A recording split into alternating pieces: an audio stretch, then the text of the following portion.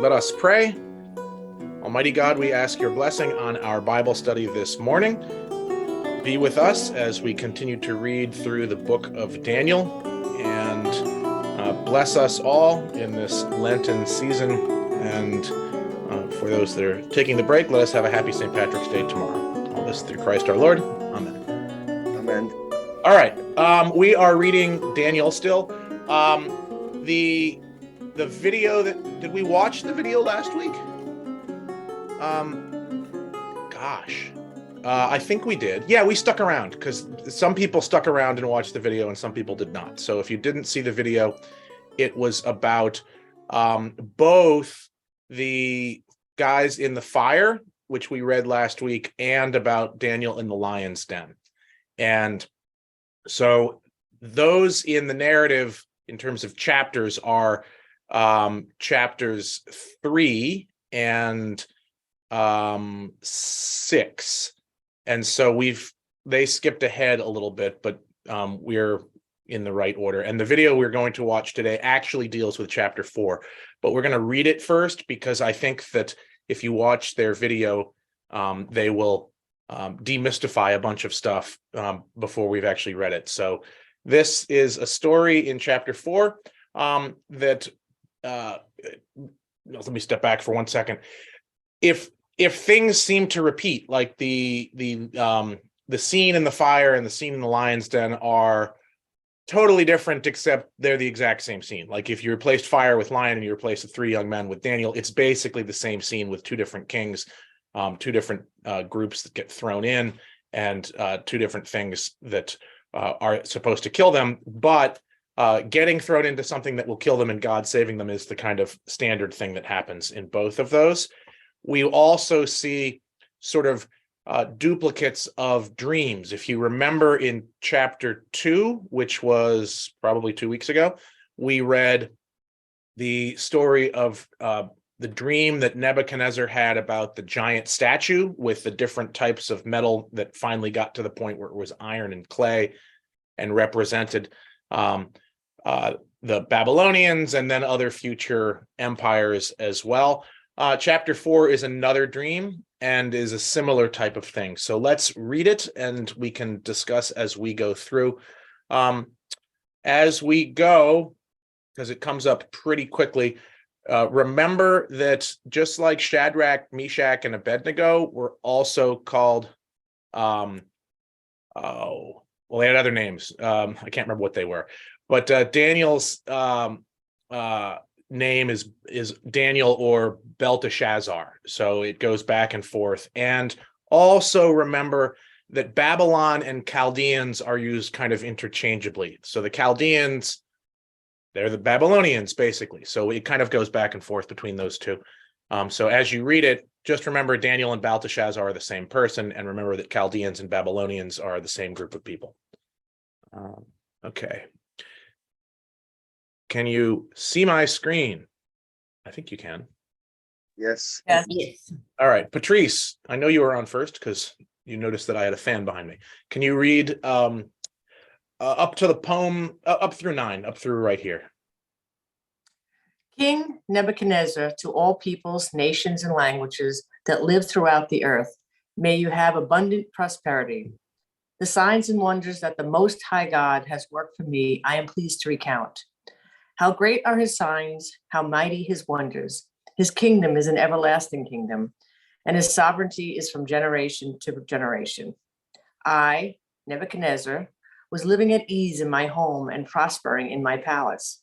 I saw a dream that frightened me. My fantasies in bed and the visions of my head terrified me. So I made a decree that all wise men of Babylon should be brought before me in order that they might tell me the interpretation of the dream. Then the magicians, the enchanters, the Chaldeans, and the diviners came in and told me the dream, but they could not tell me its interpretation. At last Daniel came in before me. He who was named Belteshazzar, after the name of my God, and who was endowed with the spirit of the holy gods. And I told him the dream. O Belteshazzar, chief of the magicians, I know that you are endowed with the spirit of the holy gods, and that no mystery is too difficult for you. Here, the dream that I saw and tell me its interpretation. Great. Okay, a couple of things. These seem to have these are two different things, right? This is a bit of a bridge and a bit of a build up from or build off of last chapter. If you remember, after the initial dream, actually every time this has happened, basically, if you remember, each time Nebuchadnezzar or the king has an interaction with Daniel, one of the common things at the end is Nebuchadnezzar is essentially converted and becomes a worshiper and a fan, is maybe a better way of saying it, of the Most High God, which is, in this is the Jewish God. They're not talking about the Babylonian God. And interestingly enough, every time he has one of these things, it ends like that. And then we have a new scene and he seems completely, he'll do something that will say, oh, well, everybody must worship this other God now. So there's a clear disconnect scene-wise between each of these different things. This is more linked to the last chapter than what we're going to read now. For the most part, Daniel, the chapters, at least for the first 6 chapters of it, are very much independent stories that are strung together, and you could pull one out and you probably wouldn't even notice, if that makes sense. Or you could do what we did last time, where you could expand on one, like the Song of the Three Young Men, and you can pull the expansion out and you wouldn't even notice it. But in this point, part of this is to remind us as we start this next story that Nebuchadnezzar is a fan, right? And so he's promulgated this thing. This is is it a statement? Is it something that's been put up on a giant slab somewhere and put all over the Babylonian Empire? We don't know, but clearly he's recognizing publicly that the Most High God, the Jewish God, is everlasting and has great signs and wonders. And then we start this other thing, which turns into the first person, which is that he's hanging out at home and he has a frightening dream. And as we've seen before in the first dream sequence, and as you may recall, is very similar to what Pharaoh does in Egypt. None of his professional interpreters can interpret this dream. He brings everybody in and tells them the dream, but nobody can tell it. And finally, Daniel comes in, who's got a different name here as well. And I tell him the dream. And so now we learn about the dream. Any questions on this or comments on this first chunk? Fairly introductory, but it's worth keeping in mind that this little section is not necessarily, it's more of a bridge than it is for the rest of the story. Carrie, can you read the first part of the dream? And then I'll keep you going after that. But sure. Starting with upon my bed? Yes, please. Okay. Upon my bed, this is what I saw. There was a tree at the center of the earth, and its height was great. The tree grew great and strong. Its top reached to heaven, and it was visible to the ends of the whole earth. Its foliage was beautiful, its fruit abundant, and it provided food for all. The animals of the field found shade under it. The birds of the air nested in its branches, and from it, all living beings were fed. Okay, so thus far, this is a pretty positive dream, right? Like he's got this great dream. It grows over the whole earth. If you were trying to interpret just at this point, is the dream, anybody have a thought what this particular chunk of the dream could be interpreted as? There's two pretty obvious ones. Anybody? Adam and Eve, the tree in the middle of the Garden of Eden. Yeah, it could be. What does the tree do? It reaches out and feeds the whole earth, right? Right. His kingdom? It could be a kingdom. It could be it could be sort of running on the Adam and Eve thing as well. It could be a more perfect or a perfect creation coming across the whole world. It could be a kingdom. Like the Babylonians, it could be an image of God, but it's definitely some sort of earthly thing that is covering the whole earth and All living beings are benefiting from this in some way, shape, or form. So it's very positive. And if I were Nebuchadnezzar, I would be like, well, clearly this is about my kingdom, right? And I'm going to, or something like that. But clearly there's a little bit more to the dream. Carrie, can you read from 13 to the end of the poem? I continued looking in the visions of my head as I lay in bed, and there was a holy watcher coming down from heaven. He cried aloud and said, "Cut down the tree and chop off its branches, strip off its foliage and scatter its fruit. Let the animals flee from beneath it and the birds from its branches, but leave its stump and roots in the ground with a band of iron and bronze in the tender grass of the field. Let him be bathed with the dew of heaven, and let his lot be with the animals in the grass of the earth. Let his mind be changed from that of a human, and let the mind of an animal be given to him, and let 7 times pass over him. The sentence is rendered by decree of the watchers. The decision is given by order of the holy ones, in order that all who live may know that the Most High is sovereign over the kingdom of mortals. He gives it to whom he will, and sets over it the lowliest of human beings." Okay. There's a switch in this. Do you recognize what the switch is midway through the poem? Our friend the tree suddenly becomes a human, right? Right. He didn't let us say it. Hmm? Yeah, he didn't let us say it. Yeah, the tree becomes a human. That's pretty weird. Yeah, the tree becomes a human. Right here, right? Let him be bathed with human dew, and his mind be changed from that of a human to that of an animal for 7 times. Any guess what 7 times might be? 7 days, 7 weeks, Creation? 7 months, creation, 7 years. Well, we'll see. The logical ones are, well, 7 is a very long time. So it's anywhere from like 7 days to 7 weeks to 7 months to 7 years to eternity, right? Or something like that. And we will discover how long this is once the dream is interpreted. But the general plot, if you follow the whole dream, is you have a tree that's benefiting all people across the earth, and suddenly the tree is identified with a human who loses his mind, right? That's what this is. And it's because of some sentence that's going on.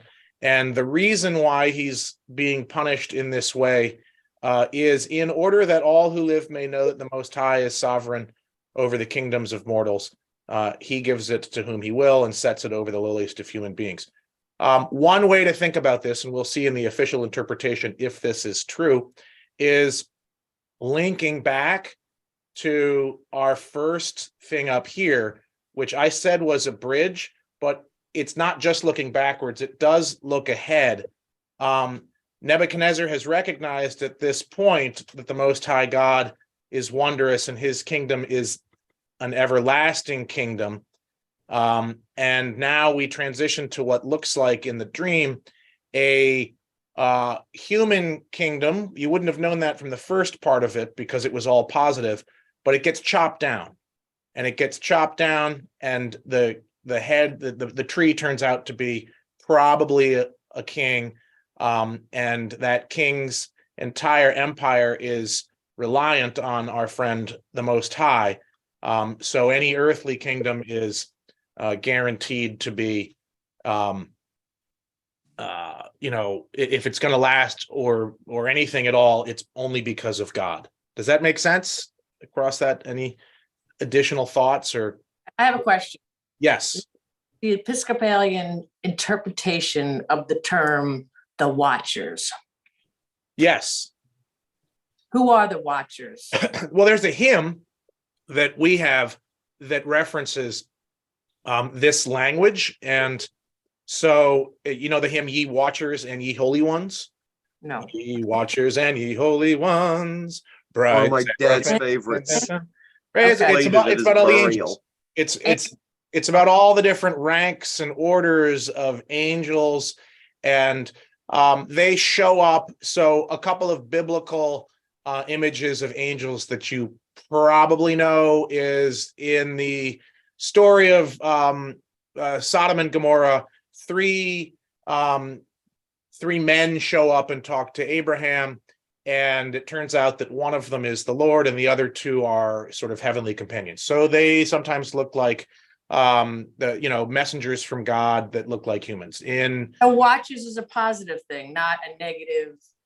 maybe sometimes the angels are generally not. I mean, even in that story, they're bringing total destruction. So in Exodus, when they build the ark, one of the things that is supposed to be put onto the ark is two seraphs or seraphim that are on either side of it, that are representations of multiple winged, multiple eyed, multiple, like angels that look like a combination of humans and beasts and birds and things like that. Then you get other types of angelic descriptions. I think it's in Ezekiel. Isaiah has them in his vision when he sees the terrifying angels. He's got a vision of the temple. Ezekiel's got some that have the angel as like a wheel. And so they're all over the map in terms of what they look like. And they tend to change the descriptions, and the language for the words used for them tend to change depending on which context and writer you're in. Right. In this case, yeah. Watch them like modern TV shows. The watchers are evil people. Oh, It's always a very dark thing when the watchers come out. And so that's why I'm interested to see what does this watchers mean? Well, that's its own thing. The reality in the beauty of TV is people that are making movies and TVs are at least somewhat familiar with biblical terms and names because they use them all the time. There was something that we were watching. Oh, we were watching Lost last night. Was it Lost? There's the names and languages, they come up all the time. And often they take things that were good in TV world in the Bible and turn them into bad things, or things that were bad and turn them into good things, and vice versa. I don't know if they're doing that intentionally. But the decree of the watchers, maybe our professors will talk about that, but they are equated. This is poetry, right? We read the Psalms earlier and we got all these duplicates. The sentence is rendered by the decree of the watchers is duplicated and equated by the decision is given by the order of the holy ones. These are some sort of heavenly being. And because they're called watchers, presumably they are watching over this and other kingdoms. And he's done something to make it, or maybe he hasn't, maybe it's just random, but he's for whatever reason, his kingdom and his kingship is being upended in order that everybody who is benefiting from this, may know that the Most High Sovereign God is King of all mortals.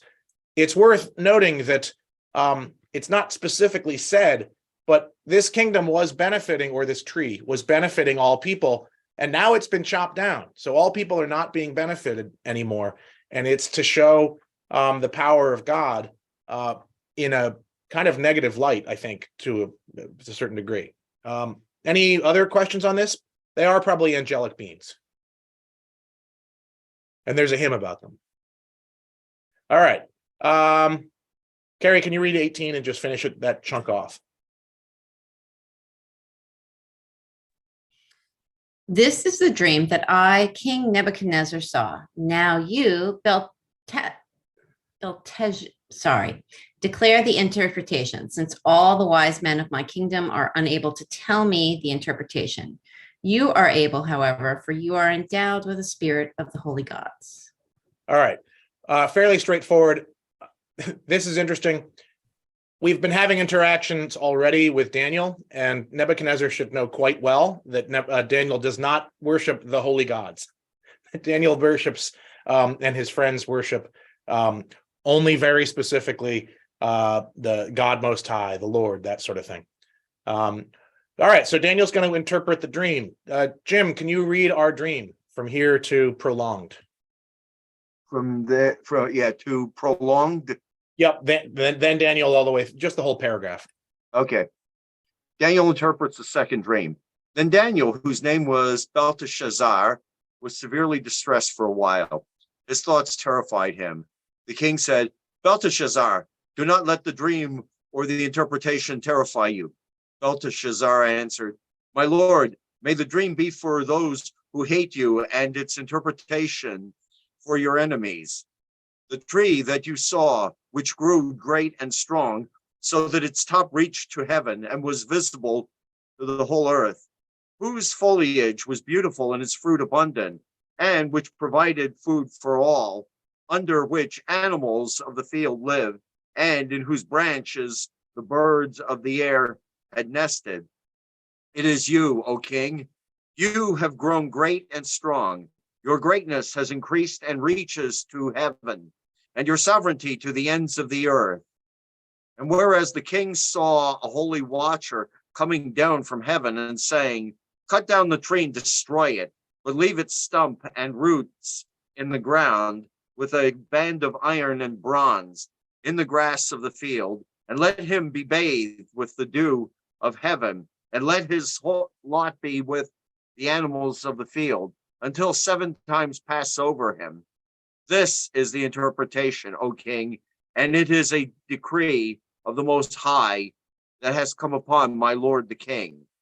You shall be driven away from human society, and your dwelling shall be with the wild animals. You shall be made to eat grass like oxen. You shall be bathed with the dew of heaven, and 7 times shall pass over you, until you have learned that the Most High has sovereignty over the kingdom of mortals and gives it to whom he will. As it was commanded to leave the stump and roots of the tree, your kingdom shall be reestablished for you from the time that you learn that heaven is sovereign. Therefore, O king, may my counsel be acceptable to you. Atone for your sins with righteousness and your iniquities with mercy to the oppressed, so that your prosperity may be prolonged. Great. Okay. A couple of things. Just a note on this. Some of the later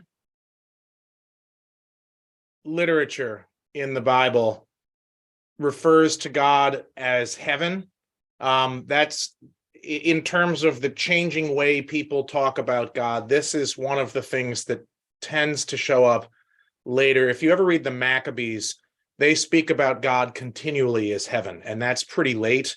So there's some vocabulary things that seem to roll through different generations.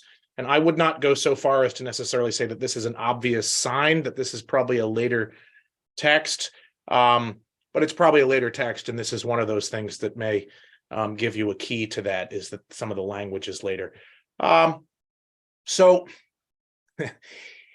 it's worth remembering that Nebuchadnezzar has gathered all of his advisors and magicians and dream interpreters, and his dream was not that complicated. I mean, like, I was able to walk you through it, and no one was like, no, that's not right. Like, this is crazy. Like, it's fairly straightforward that it's probably a kingdom or a king that's the tree that's cut down and something bad happens. And you do kind of wonder, in terms of the narrative, if all of the advisors are like, well, this is obvious, but I don't want to be the one to give the king bad news. Daniel, you do it, right? Or Daniel's the only one that steps forward, and he notes that, right? And even Nebuchadnezzar notes that the dream is terrifying for him. As a reader, it's not all that terrifying. So something about it is doing that. But Daniel starts off, Belteshazzar starts off, may the dream be for those who hate you and its interpretation for your enemies. He starts off basically by saying, let's just hope this isn't about you. And then, by the way, it's about you, right? Like, that's what he says. So he goes through, and Nebuchadnezzar is the tree, and Nebuchadnezzar will get chopped down. And so there's some positive stuff, like, you're the greatest of the kings of all time. but you're going to go through a hard time. And there's sort of three positive elements to this dream. One is that you are currently great.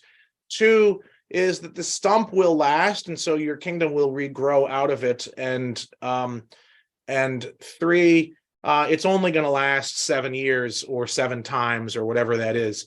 And the reason is that you're going to be, this is a lesson for you because you need to learn, right? Until you have learned that the Most High has sovereignty over the kingdoms of mortals and gives it to whom he will. So you have been given this kingdom and you'll get it back, but you need to learn that, the Most High God has this power. This is, again, very similar to, in some way, to the story of Pharaoh, who never seems to learn the lesson, right? Like the plagues come in one after the other, and Pharaoh's like, whoa, okay, you guys can go. And then like the next verse, he's like, no, you're not going. I don't believe anymore. And so this is similar in that sense that Nebuchadnezzar never seems to learn his lesson after these different stories. So we're going to give him a different one. Matt, Yes. can I ask a question? So when that beautiful tree is like solving all of Earth's problems and it gets cut down, isn't it kind of Christ-like? If you're going to go forwards and then backward into the New Testament. Yeah, everything like this. Honestly, any time Christians see wood or trees or anything like that, they're like, this could be very Christ-like. And you could interpret, it's a bit of a stretch interpretively, but people do it. And they're like kind of primed to do it. Yeah. Oh no, absolutely. And you're like, well, the 7 could be 7 times, could be 3 days, right? Like, or something like that. And in the tomb and come back. And the early Christian writers, and all the way through Christian history, honestly, will look at any verse like this. And if they see a tree or something like that, even if it's tangential or wood or a branch or a stump, because we're kind of primed for that from the Gospels, where they talk about the branch of Jesse and coming out of the root and that sort of thing. So anytime you see a stump and something growing out of it, a Christian would look at this, and an interpretation of this would be all of these kingdoms. Daniel had it basically right. It's about Nebuchadnezzar, but all of these kingdoms are going to fall, and God's true kingdom will come out of the root. And one of the reasons we're reading this book is because the book of Revelation does this and things like this a lot. It takes things that are from other books and other sources outside of the Bible and says, and kind of reinterprets them into a very apocalyptic Christian context, which is less to do with Jesus and the cross and more to do with the end of times, when all these failed kingdoms, the present one being the Romans, will be chopped down and fall, and out of that godly root, because they were all, failed human attempts to live into God's, divine providence for a just and peace world. Out of that failed root will be a Christian heavenly kingdom at the end of times. So no, you're right. It's just a stretch, but Christians do that all the time. Any other questions or comments? All right, let's look at Nebuchadnezzar's humiliation. Barbara, can you read this? This. You got to unmute though, otherwise we are. Nebuchadnezzar's humiliation. All this came upon King Nebuchadnezzar. At the end of 12 months, he was walking on the roof of the royal palace of Babylon. And the king said, "Is this not magnificent Babylon, which I have built as a royal capital by my mighty power and for my glorious majesty?" While the words were still in the king's mouth, a voice came down from heaven. "O King Nebuchadnezzar, to you it is declared, the kingdom is taken from you. You shall be driven away from human society, and your dwelling shall be with the animals of the field. You shall be made to eat grass like oxen, and 7 times shall pass over you, until you have learned that the Most High has sovereignty over the kingdom of mortals and gives it to whom he will. Immediately the sentence was fulfilled against Nebuchadnezzar. He was driven away from human society. He ate grass like oxen, and his body was bathed with the dew of heaven until his hair grew as long as eagle's feathers, and his nails became the bird's claws.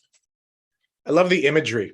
I would never describe long hair as long as eagle's feathers, but that's it's great imagery. We aren't told if Nebuchadnezzar attempted or didn't attempt to adjust his ways or do anything in the year, right? We have 12 months, right? So in the year that takes place between his dream and learning about the interpretation, the voice from heaven comes a year later and says exactly what the interpretation had said, which is worth a couple of things. One, it tells you as the reader and Nebuchadnezzar as the king that if you had any question about Daniel's ability to correctly interpret God's dreams, your answer is it's word for word, right? Like this is as close as you can get, that these things are very, very close, and exactly what Daniel predicted a year before based on the dream is now going to happen. And again, we're not told if Nebuchadnezzar had the opportunity and chose not to, or to sort of repent or change his ways, or if this was just going to happen, and that's that. So his lesson is going to happen no matter what, and he ends up spending his sentence eating like an ox and eating grass and living outside. And we'll see if we ever get that what 7 times will be. The idea of times and numbers gets really more important later in the book of Daniel, when the extended exile and lack of restoration of the full monarchy in Israel seems to last longer than the 70 years that it was predicted. So 7 times is something that you'll see later in the book as well. Any questions on this or comments on this paragraph? Okay. Let's see. Charlotte, can you read? You're in the car. Are you able to see the screen? You might not be able to. You're muted, so I don't know. I'm able to see. Okay. Okay, so I'll have Can to get you- a little close. Can you Okay. finish the book from Nebuchadnezzar praises God to the end? Possibly. Okay, here we go. When that period was over, I, Nebuchadnezzar, lifted my eyes to heaven. Okay, it's a little difficult because I can't turn the phone sideways, so Oh, I it's can see the okay. rest of the sentence. Yeah, it's okay. Let me. Okay, so it's a little tough. That's JD. Are you there? I see your. If not, then we can have. Is JD there? I'm here, but I'm listening off my phone, so I can't read it. Okay, Patrice, you're up. Can you read the tail end of this? When that period was over, I, Nebuchadnezzar, lifted my eyes to heaven, and my reason returned to me. I blessed the Most High and praised and honored the one who lives forever. For his sovereignty is an everlasting sovereignty, and his kingdom endures from generation to generation. All the inhabitants of the earth are accounted as nothing, and he does what he wills with the host of heaven and the inhabitants of the earth. There is no one who can stay his hand or say to him, "What have you done?" At that time, my reason returned to me, and my majesty and splendor were restored to me for the glory of my kingdom. My counselors and my lords sought me out. I was reestablished over my kingdom, and still more greatness was added to me. Now I, Nebuchadnezzar, praise and extol and honor the King of heaven. For all his works are truth, and his ways are justice. He is able to bring low those who walk in pride. Yay! It worked. So he has his time in the wilderness, and he comes back. And the second he gets his reason back, he does exactly what he's supposed to. And a particular chunk of this is that Nebuchadnezzar identifies God as the true King of heaven. And from a Christian perspective, again, this type of language will eventually be plunked onto Jesus. We have the cross in our church with the crown on it, right? Christ the King. And you get that same kind of sense that a good earthly kingdom is one that recognizes, and a good earthly king is one that recognizes that the true king is God, and that you owe everything to God.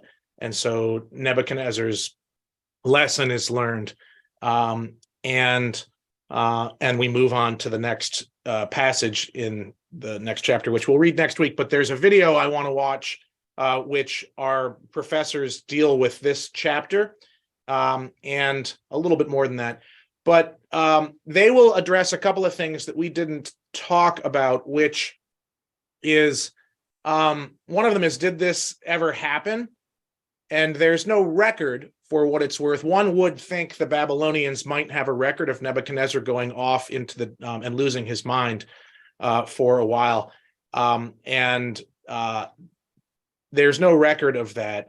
And as the professors will tell you, there's a later, lesser king of the Babylonians named Nabonidus, who there is a story about him basically going off and losing his mind and looking at the stars and fields for too long, and people make fun of him about that. And the professors and most scholars, I think probably all scholars, will tell you that it's likely that a story that was originally about King Nabonidus, a later lesser king, gets grafted onto the one that everybody knows about, which is Nebuchadnezzar. And one of the things that's interesting is we saw in this earlier that the various advisors didn't tell the interpretation of the dream, even though it may have been somewhat obvious, possibly out of fear. And Daniel, when he does tell the interpretation, front loads it with, well, let's hope this isn't about you. And there is, and the professors will talk more about this, there's a hesitance to trash talk about the king and the rulers who are ruling over you right then and there. And so one of the things that often happens is you can trash talk about prior kings or people that were less or this or that. And the professors will talk a little bit more about that in a way that is more informed than I am. Any final questions on this chapter before we jump into the video? All right. Let's see if I can pull this off. There's a way to do this, and I can't ever figure out how to do it correctly, but let's see if today I can do it. This is my favorite part of Bible study. You know, I edited out of most of the videos online, like this misadventure week after week of trying to make this work. So you see the screen. If you can't see them moving and talking and you can't hear them, let me know. So because we went out of order last time and did chapters 3 and 6 together, we're going to jump back to chapter 4, go back from Darius the Mede or Persian back to Nebuchadnezzar, and find yet another story of a king and dreams and interpretation, but a slightly different one. In this case, the king has a dream and presents it to his courtiers, to his wise men, and they fail to interpret it. And of course, along comes Daniel and does so. So again, we have set up this contest between Daniel the wise man and the Mesopotamian wise men.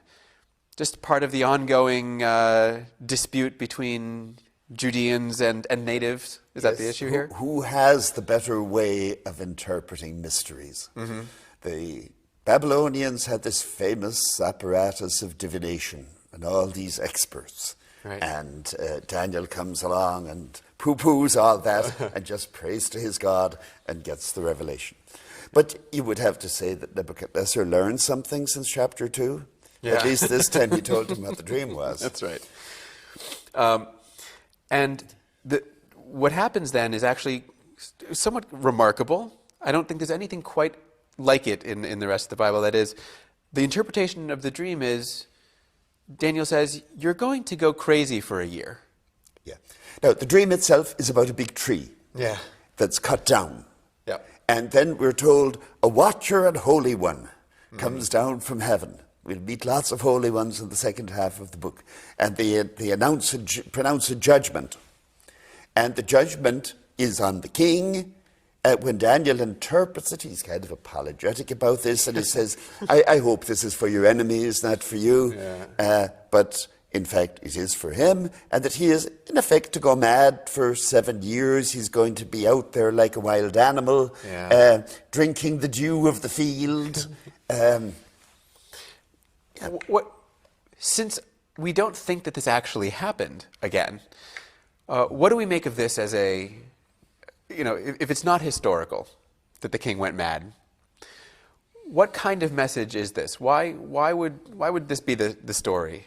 Well, this is the case where we have the best chance of tracing how a story developed. And for a long time, scholars had recognized that this was probably originally a story about a different king.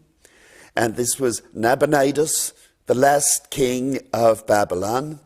When Nabonidus was king, he had gone away from Babylon for 10 years, out into the Arabian wilderness to Tema, and he was obsessed with worshipping the moon god. Now, the priests in Babylon had nothing but contempt for him. And they wrote then, also when the Persians took over, they say actually Marduk is punishing Babylon for the neglect by Nebuchadnezzar. But I think the idea of a king who went mad probably goes back to that story about Nabonidus. Yeah. Now, we got some confirmation of that in the Dead Sea Scrolls, because one of the texts found there is called the Prayer of Nabonidus, and the king is called Nabonidus, and he is afflicted with a severe disease. He doesn't go mad, actually, in that one. But he's afflicted with this disease until a Jewish diviner comes along and tells him, you should be praying to our God. And when he does that, he heals up. Now, that's probably an intermediate stage of the story. And this, the beginnings of this story could go back to close to the time of Nabonidus. That is to say, back in the 6th century. But then, by the time it gets to the book of Daniel, they figure actually it's much more fun to tell the story about Nebuchadnezzar. Yeah. Especially since Nebuchadnezzar has already been invoked in these stories. Yeah. And there's definitely some humor in it. Yeah, for sure. It's thinking of your great adversary out there like a wild animal, like a beast of the field. Yeah. But part of the prediction is it's passing, right? It's a temporary stage. And so, there's no real punishment here. It's embarrassment, really, is the punishment. It's sort of your reputation is harmed, but in the end, you'll be right back where you began, but presumably having learned something. Presumably. 7 years in the wilderness, especially if you're crawling around like a wild beast, might qualify as punishment for a while. But it's not final. Right. There is always a way back for the Babylonian kings in the first half of the book of Daniel. And of course, when he comes to his senses, what's he going to say? It's the God of Daniel is the true God. I was a real fool not to be worshipping him all along. What do you think about the way that Daniel says, I really hope it's not, I hope this isn't a dream about you. Although it is. We've been talking throughout about sort of the situated Judeans in the foreign court. Is this part of that same sort of motif of we want to make sure that we are generous to our patron king, as it were, and loyal, which is very important. Now, this is one that bothered the rabbis later on. Because they said, why should a good Jew like Daniel be praying for Nebuchadnezzar of all people? But you see, in Daniel, even in the book of Jeremiah, they say it's actually our own fault. It's not the fault of the king. Nebuchadnezzar. And so, it's not, there isn't a spark of revolutionary sentiment actually in this. Now, it does remind me a little bit. We have a colleague here at Yale named James Scott, who's written a lot about resistance and the ways in which people articulate resistance when they're not in a position to challenge the ruling power openly. He calls this a hidden transcript. Now, Daniel here, you see, isn't challenging the right of Nebuchadnezzar to be king. He is not saying that Judeans shouldn't serve him. But he's telling a story about him where actually he's just like a wild beast. Yeah. And this way you get your fun. You get your satisfaction and you keep things in perspective. Right. The second chapter we're talking about today, chapter 5, is maybe, at least in terms of our sort of colloquial idioms, one of the other really famous parts of the book of Daniel. This is the famous writing on the wall episode, where we have a new king, Belshazzar, not a real king. Not a real king, but a real person. And so, this, one of the things that confuses people about these chapters in Daniel is that there's just enough historical resonance in it to make people always think that maybe it really did happen. But of course, this, any good fiction writer will throw in some real people and real places. Yeah. Now, Belshazzar was the crown prince who was in charge in Babylon when Nabonidus was off in the wilderness, but he was never actually king. The use of Belshazzar, I mean, you're talking about, sort of representations of people and filling out the story. This is a great, a really well done scene. Right? You're given a full description of this feast and all the people, and you really get a sense of what it of how it would have looked. But then, in the middle of this remarkable meal, a hand appears, right, and starts writing some what seem like nonsense words on the wall. And again, and we shouldn't be surprised now, the king wants it to be interpreted. And again, the locals fail. And again, who comes to the rescue but our interpretive hero, Daniel. Yes. Is it simply just another version of the same story again? It is, it's a remarkably spooky scene in this case, the detached hand writing.